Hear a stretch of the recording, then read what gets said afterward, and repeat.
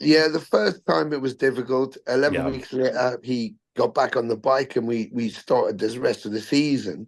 And then 2 years ago, we were in America. We did part one, and then his wife got sick. So he had to take time out for that. So he couldn't commit to part two.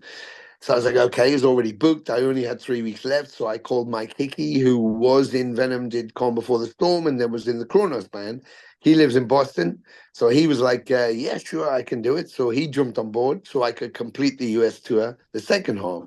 In the meantime, we then started to prepare for festival season for the following year, and he had a second heart. Mantis had a second heart attack. So I just said, listen, obviously, he said I can't. So I said, of course you can't. So the idea was just rest. I think mentally it took a lot out of him, physically, of course, but mentally more so. And so he was living in fear of traveling. What if I get on an airplane and have another heart attack? What if I'm running through an airport and I have another heart attack and die? So it was that fear of like, I don't want to be somewhere I don't know and then, having a problem. Terrifying. Um, yes, terrifying. So it was like, listen, when you're ready, you'll know you're ready. So until then, there's no pressure. I'll just keep the flag flying. I'll keep going.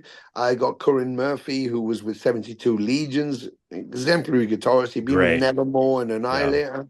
He was filling in. So I said, let's just go keep doing the shows and Jeff will get back on the bus when he's ready. And then a couple of weeks ago, we did a full season. So we went to Malaysia and or Indonesia. We played Poland and France and Romania. We did a run with Possessed down in Latin America. The last two shows we just did, and so we had a full season, just live stuff. No recording or anything, just the live waiting for Mantis. And then he conceded a couple of weeks ago. I just can't. I cannot do the touring. He just doesn't have it there anymore. It doesn't have it in his heart anymore. And he needs to be at home where he's safer and he feels more in control of his health. Um, so it's okay. Well, okay, that's is what it is. I want you want to last forever.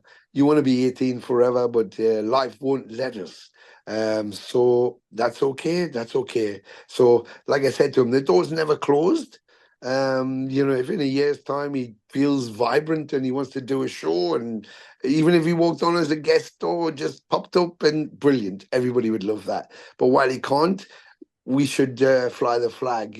This isn't about. It's the same thing I said about the Lemmy expression. This isn't about who's who.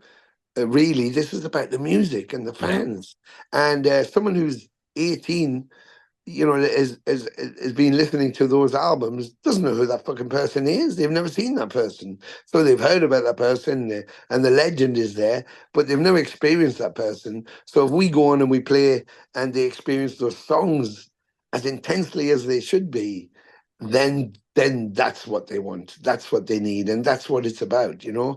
Otherwise, nobody'd ever play an Elvis song ever again because he doesn't exist.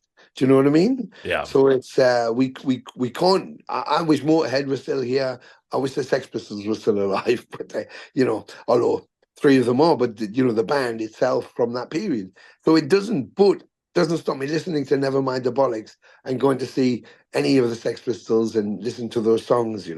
So it's the songs when I hear them that get my heart beating. So I don't get hung up in anybody's egos about it. It's just about the fans and the music. That's it for me. People are more important than things, and music is the connection to the people.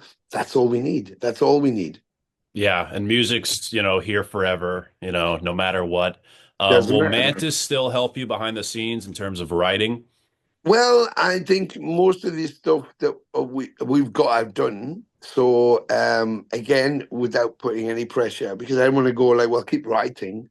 If you're not going to come out, because I don't know. I know he wanted to do. He's been working on some music he wanted to do, so I just thought I'd let him do that, and we'll see what happens when we get time to recording. If he's got some fruity things, he goes, "Well, I wrote this, and it would be cool." Then brilliant. But if he doesn't, it's not a problem. We've been together for about 36 Venom years, and we've known each Yeah. other for 40 plus years. So we kind of know what each other does and how we work, and so we have that flexibility, if you like, and so it's not a pressure for us to change things or to do things at the last minute should we feel it. But also we know how each other is, we know the space we need, and we know not to pressure each other and allow each other just to expand themselves. So yeah, we'll never say never.